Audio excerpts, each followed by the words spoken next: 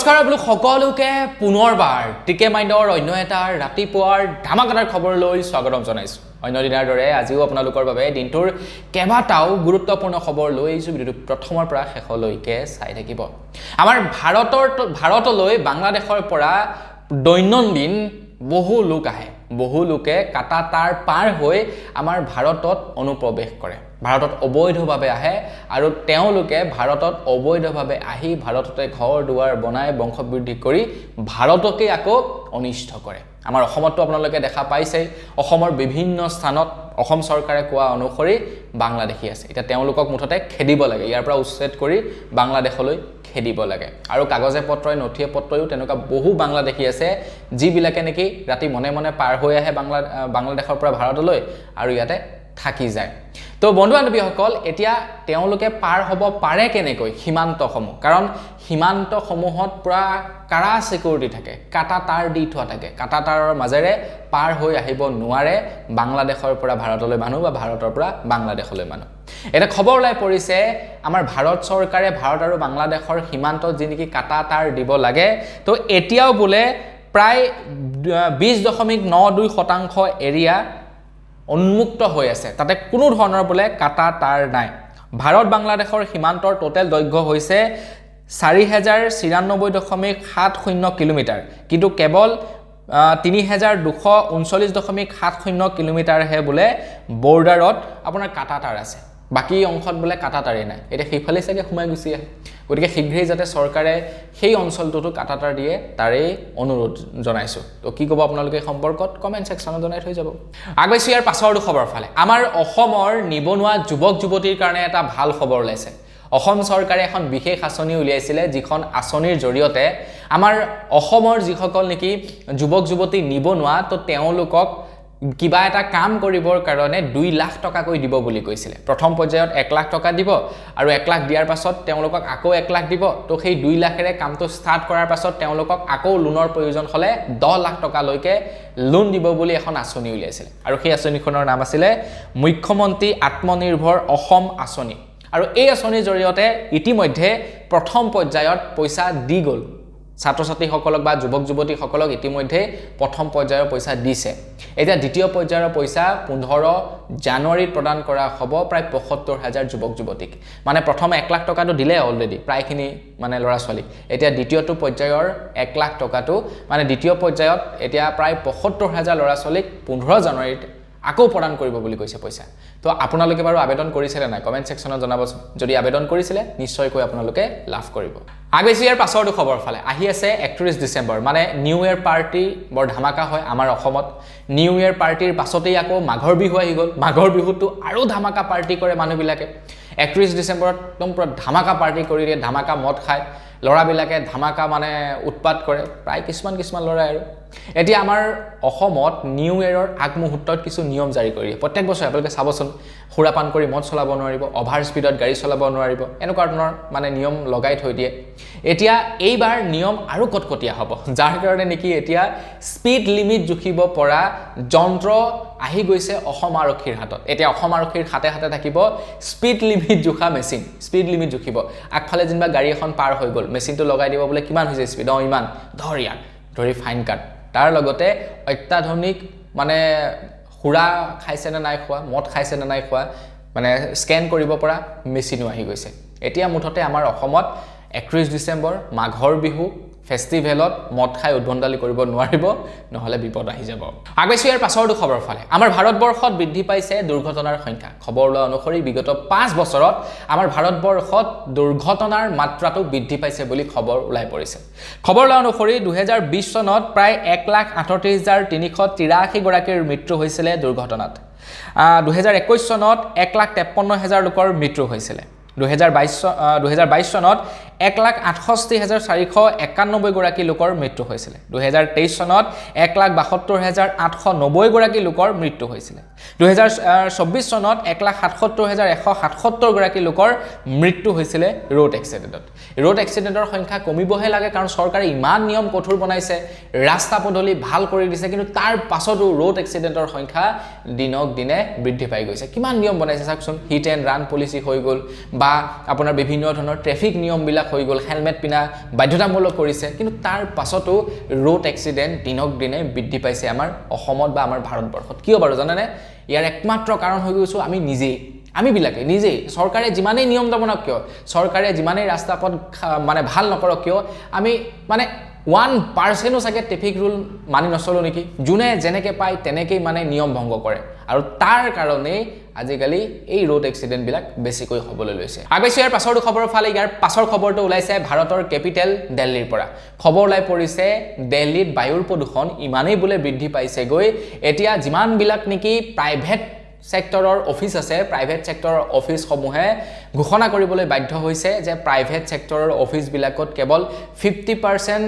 ওয়াৰ্কাৰ্সেহে কাম কৰিব বাকি 50% লোকে ওয়াৰ্ক ফ্ৰম হোম কাম কৰিব বুলি খবৰ ওলাই পৰিছে মানে ইমানেই ভয়াবহ পৰিস্থিতি হৈছে যিমানেই অফিস কাছাৰীলৈ মানুহ আহিব হিমানেই প্ৰদূষণ হ'ব হিমানে গাড়ী মটৰ চলিব তাৰ কাৰণে কি কৰিছে মাত্ৰ 50% এটেন্ডেন্টৰে অফিস কাছাৰী বিলাক চলাব বাকি 50% এটেন্ডেন্টক ওয়াৰ্ক ফ্ৰম হোম দি দিছে দিল্লীৰ এই অৱস্থা এতিয়া আৰু দিল্লীৰ মুখ্যমন্ত্ৰী আকৌ যেনেকুৱা ষ্টেটমেন্ট দিছে এদিন শুনিলে আপোনালোকৰ মাথা গৰম হৈ যাব আগবাইছো ইয়াৰ পাছৰটো খবৰ ফালে আমাৰ ভাৰতবৰ্ষত প্ৰধানমন্ত্ৰী নৰেন্দ্ৰ মোদী ডাঙৰীয়া দেৱে ছোৱালী কন্যাসকলৰ জীৱন সুনিশ্চিত কৰিবৰ কাৰণে বিভিন্ন ধৰণৰ আঁচনি উলিয়াইছে তাৰ লগতে সুকন্যা সমৃদ্ধি আঁচনিকে ধৰি বহুতো আঁচনি উলিয়াইছে ছোৱালী বিলাকৰ কাৰণে কিন্তু তাৰ পাছতো ছোৱালী বিলাকৰ জীৱন যেন সুনিশ্চিত হোৱা নাই এতিয়ালৈকে খবৰ ওলোৱা অনুসৰি চৰকাৰে যিমানেই গুৰুত্ব আৰোপ কৰিছে লৰা ছোৱালী বিলাকক বিদ্যালয় নিবৰ কাৰণে ছোৱালী বিলাকক বিদ্যালয় নিবৰ কাৰণে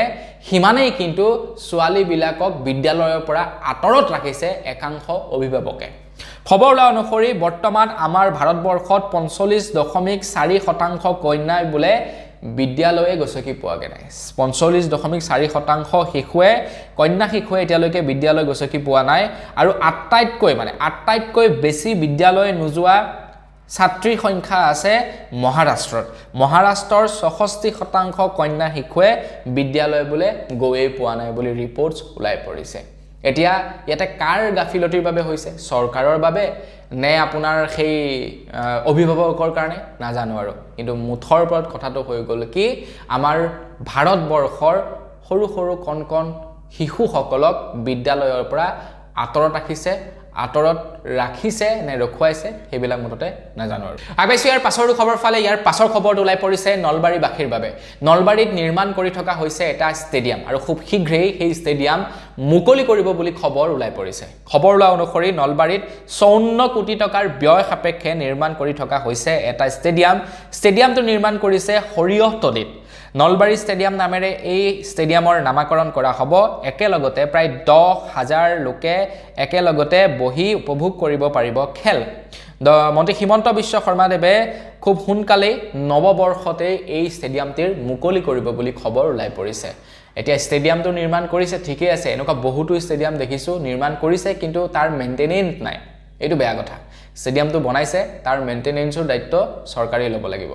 আগবাইছো ইয়াৰ পাছৰটো খবৰ ফালে ইয়াৰ পাছৰ খবৰটো ওলাইছে বিটিচিৰ মহিলাসকলৰ বাবে আপুনি বাৰু ভিডিওটো কোৰ পৰা চাই আছে কমেন্ট সেকশনত জনাবচোন যদি আপুনি এই ভিডিওটো বিটিচিৰ পৰা চাই আছে তেন্তে আপোনালোকৰ বাবে এটা ওলোৱা ভাল খবৰ জনাবলৈ গৈ আছো বিশেষকৈ মহিলাসকলৰ কাৰণে বিটিচিৰ চিফ হাগ্ৰামা মহিলাৰীয়ে ঘোষণা কৰিছে যে বিটিচিৰ 15টা সমষ্টিৰ মহিলাই এতিয়া 10,000 টকাকৈ লাভ কৰিব মহিলা উদ্যমিতা আঁচনিৰ যিনেকি 10,000 টকা দিয়াৰ কথা আছিল সেই 10,000 টকা বিটিচিৰ 15টা সমষ্টিৰ মহিলাই লাভ কৰিব লগতে বিটিচিৰ প্ৰায় 15টা সমষ্টিৰ 4 লাখতকৈ অধিক মহিলাই অৰুণোদয় আঁচনিৰ ধন লাভ কৰিব 1 জানুৱাৰীৰ পৰা বিটিচিৰ মহিলাসকলে 100 টকাতে ৰেচন লাভ কৰিব বুলি জনাইছে এই যে দালি চেনি নিমখ এইকেইটা দিয়া হৈছে তো সেইটো বিটিচিৰ মহিলাসকলে জানুৱাৰী মাহৰ পৰা 100 টকাত লাভ কৰিব তো ভিডিওটো যদি আপুনি বিটিচিৰ পৰা চাই আছে লাইক এটা কৰিবলৈ কিন্তু নাপাহৰিব আগবাইছো ইয়াৰ পাছৰটো খবৰ ফালে ইয়াৰ পাছৰ খবৰটো ওলাইছে যোৰহাটৰ পৰা তো আপুনি যদি ভিডিওটো যোৰহাটৰ পৰা চাই আছে আৰু আপুনি যদি এজন খেতিয়ক তেন্তে আপোনালোকৰ কাৰণে এটা বিৰাটেই ভাল খবৰ ওলাইছে আপোনালোকক নিৰ্দেশনা প্ৰদান কৰা হৈছে যোৰহাটৰ জিলা বিভাগ কৃষি বিভাগৰ অফিচৰ পৰা যে আপোনালোকে যদি পিএম কিষাণৰ পইচা নাপায় তেন্তে আপুনি পিএম কিষাণৰ কেৱাইসি কৰিব লগা থাকিলে কেৱাইসি কৰক যদি আপোনালোকে নতুনকৈ আবেদন কৰিব বিচাৰে তেন্তে আবেদন কৰক তো যোৰহাটৰ কৃষি অফিচত গৈ আপোনালোকে আবেদন কৰিব লাগিব যদি যোৰহাটৰ পৰা চাই আছে বাকি যোৰহাটৰ বাহিৰে বেলেগ ডিস্ট্ৰিক্টৰ পৰা চাই থকা সকলে নিজে আবেদন কৰিব লাগিব সিএসসি চেণ্টাৰত গৈ কিন্তু যোৰহাটবাসীৰ কাৰণে এইটো ফেচিলিটি দিছে তেওঁলোকে যোৰহাটৰ কৃষি অফিচত গৈ কামটো কৰিবগে পাৰে তো আপুনি যদি যোৰহাটৰ পৰা চাই আছে আপুনি যদি PM কিষাণৰ পইচা নাপায় তেন্তে শীঘ্ৰেই আবেদন কৰক আগবাইছো ইয়াৰ পাছৰ খবৰ ফালে আমাৰ অসমৰ বাবুসকলৰ কাৰণে ওলাইছে এটা ভাল খবৰ মুখ্যমন্ত্ৰী হিমন্ত বিশ্ব শৰ্মাদেৱে ঘোষণা কৰিছিলে যে অসমৰ বাবুসকল অৰ্থাৎ যিসকল পঢ়ি থকা ল'ৰা আছে তেওঁলোকক আৰ্থিক অনুদান আগবঢ়াম বুলি জনাইছে এটা জানুৱাৰী 1 তাৰিখৰ পৰা বাবু আঁচনিৰ এপ্লাই কাম আৰম্ভ হ'ব বুলি জনাইছে জানুৱাৰী 1 তাৰিখৰ পৰা আবেদন প্ৰক্ৰিয়া আৰম্ভ হ'ব গতিকে বাবুসকল তোমালোকে ডকুমেন্ট ৰেডি কৰি ৰাখা তোমালোকে নথিপত্ৰ যোগাৰ কৰি ৰাখা জানুৱাৰী মাহৰ 1 তাৰিখৰ পৰা মানে নতুন বৰ্ষ 2026 চনৰ জানুৱাৰী মাহৰ 1 তাৰিখৰ পৰা বাবু আঁচনিৰ পুৰা এপ্লাই কাম চলি যাব আগবাইছো ইয়াৰ পাছৰটো খবৰ ফালে অসম চৰকাৰে এইবাৰ কৃষকসকলৰ পৰা 10 মেট্ৰিক টন চাউল ধান হেনু ক্ৰয় কৰিব আমাৰ অসম চৰকাৰে আজিকালি ধান ক্ৰয় কৰে আপোনালোকেতো সেই সম্পৰ্কে জানে এইবাৰ 10 মেট্ৰিক টন ধান ক্ৰয় কৰিব বুলি জনাইছে অসম চৰকাৰৰ ফালৰ পৰা আৰু এইবাৰ পূৰ্বতকৈ অধিক দামত ধান কিন্তু ক্ৰয় কৰিব এইবাৰ বোলে প্ৰায় 2550 টকাত এইবাৰ ধান প্ৰতি কুইণ্টেল ক্ৰয় কৰিব আৰু লগতে প্ৰতি কুইণ্টেল সৰিয়হ 6450 টকাকৈ ক্ৰয় কৰিব 10 লাখ মেট্ৰিক টন ধান এইবাৰ ক্ৰয় কৰিব বুলি জনাইছে মানে আগতকৈ আৰু বেছি 10 লাখ মেট্ৰিক টন ধান এইবাৰ অসমৰ কৃষকৰ পৰা অসম চৰকাৰে ক্ৰয় কৰিব আগবাইছো ইয়াৰ পাছৰটো খবৰ ফালে আমাৰ অসমৰ চৰকাৰী যিবিলাক সুলভ মূল্যৰ দোকান আছে সুলভ মূল্যৰ দোকানীবিলাকে যদি খেলিমেলি কৰিছে যি দোকানীৰ ওপৰত অভিযোগ উত্থাপিত হৈছে সেই দোকানীবিলাকৰ ওপৰত এতিয়া ইনভেষ্টিগেশ্যন চলিব বলে আৰু সেই ইনভেষ্টিগেশ্যনৰ মৰ্মে কোনো যদি দোষী সাব্যস্ত হয় তেখেতৰ সুলভ মূল্যৰ দোকানত তলা লগাই দিয়া হ'ব এতিয়া তলা লগাই দিয়াৰ পাছত তাৰ ৰাইজে কেনেকৈ কি ভাবে কেতিয়া খুদ ৰেচন পাব নাজানো আৰু কিন্তু খবৰ ওলোৱা অনুসৰি বিভিন্ন স্থানত এতিয়া সুলভ মূল্যৰ দোকানত ইনভেষ্টিগেশ্যন চলাই তলা লগাই দিছে তো বিশ্বনাথ জিলাতো এনেকুৱা ধৰণৰ এটা ঘটনা সংঘটিত হৈছে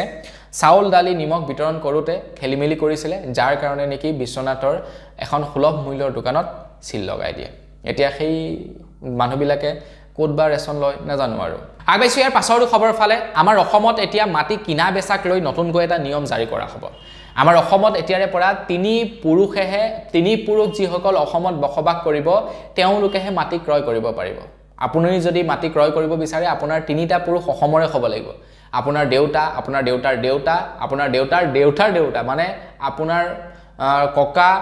বা আপোনাৰ দেউতা আপোনাৰ ককা আৰু আপোনাৰ আজু ককা অসমতে জন্ম লোৱা হ'ব লাগিব তেওঁলোক অসমৰে হ'ব লাগিব বা তেওঁলোক অসমৰ মাতৃভূমিতে জন্ম হোৱা হ'ব লাগিব তেতিয়াহে তেওঁলোকে মাটি বাৰী কিনিব পাৰিব অসমত আদাৰৱাইজ কিনিব নোৱাৰিব খুব সোনকালেই অসম চৰকাৰে এখন নতুনকৈ বিধেয়ক আনিব আৰু সেই বিধেয়কখনৰ মৰ্মে তেওঁলোকেহে মাটি কেৱল ক্ৰয় কৰিব পাৰিব বুলি জনাইছে কেনেকুৱা পাইছে বাৰু নিয়মটোৰ সম্পৰ্কে জানে কমেন্ট সেকশনত জনাব আগবাইছো ইয়াৰ পাছৰটো খবৰ ফালে ইয়াৰ পাছৰ খবৰটো ওলাই পৰিছে কোকৰাঝাৰৰ পৰা খবৰ ওলাইছে কোকৰাঝাৰত এতিয়া অনুষ্ঠিত কৰা হ'ব কমতা মিউজিক ফেষ্টিভেল খবৰ ওলোৱা অনুসৰি 28 ডিচেম্বৰৰ পৰা 9 জানুৱাৰীলৈকে 13 দিনীয়া কাৰ্যসূচীৰে কোকৰাঝাৰত অনুষ্ঠিত হ'ব কমতা মিউজিক ফেষ্টিভেল কমতা মিউজিক ফেষ্টিভেলৰ চতুৰ্থ সংস্কৰণ মানে এতিয়ালৈকে 4বাৰ অনুষ্ঠিত কৰা হৈছে তো 28 ডিসেম্বৰৰ পৰা 9 জানুৱাৰীলৈকে হ'ব তো আপোনালোকে যদি চাব বিচাৰে কোকৰাঝাৰ যাব লাগিব কমতা ফেষ্টিভেল আজিকালি এনেকুৱা ধৰণৰ অনুষ্ঠানবিলাক বিৰাটেই পপুলাৰ হৈছে যেনেকৈ ধৰি লওক আপোনাৰ আছে নহয় কিবা কিবি অৰুণাচলত কেবাটাও তেনেকুৱা ফেলকন ফেষ্টিভেল কিবা কিবি ঢেৰ পাতে তো ঠিক তেনেকুৱা ধৰণে কমতা মিউজিক ফেষ্টিভেল তো আপোনালোকে অংশগ্ৰহণ কৰিব পাৰে আগবাইছো ইয়াৰ পাছৰ খবৰ ফালে ইয়াৰ পাছৰ খবৰটো ওলাই পৰিছে বিহাৰৰ পৰা তো বিহাৰৰ নীতিশ কুমাৰে এগৰাকী মহিলাৰ হিজাব খুলি দিছিলে তো যিসকল নেকি মুছলমান মহিলা থাকে মুছলমান মহিলাসকলে হিজাব পৰিধান কৰি থাকে মানে বুৰখা পৰিধান কৰি থাকে সেই সম্পৰ্কেটো জানি তো বিহাৰৰ নীতিশ কুমাৰ অৰ্থাৎ বিহাৰৰ মুখ্যমন্ত্ৰী যিজন তো মুখ্যমন্ত্ৰীজনে স্বাস্থ্য বিভাগৰ নিযুক্তি পত্ৰ বিতৰণ কৰি আছিল তেনেকুৱা অৱস্থাতে আকৌ এগৰাকী হিজাব পিন্ধা মহিলাই নিযুক্তি পত্ৰ লবলৈ আহিলে তেনেকুৱা অৱস্থাত মুখ্যমন্ত্ৰীজনে কি কৰিলে গোটেই মানুহৰ আগতে তো সেই মহিলাগৰাকীৰ হিজাব টানি খুলি দিলে মানে মুখৰ পৰা হিজাবখন বা বুৰখা টানি খুলি দিলে তাৰ পাছতেই গোটেই সামাজিক মাধ্যমত নীতিশ কুমাৰক চৰ্চা কৰিলে বা নীতিশ কুমাৰক ট্ৰল কৰা আৰম্ভ কৰি দিলে এটা খবৰ লোৱা অনুসৰি সেই মহিলা গৰাকীয়ে নীতিশ কুমাৰৰ বিৰুদ্ধে এজাহাৰ দাখিল কৰিছে এটো কৰিব নালাগে নহয় এখন ভাবক আপোনালোকে এখন ষ্টেটৰ মুখ্যমন্ত্ৰী ইমান নিকৃষ্ট কাম কৰে নেকি বোলে আপুনি মুখখন চাব বিচাৰিছে আপুনিয়ে সেই গৰাকী মহিলা হয় নে নহয় আইডেন্টিফাই কৰিব বিচাৰিছে বিচাৰক যে আপুনি দাঙি দিয়কচোন আপোনাৰ মানে হেৰিখন মুখৰ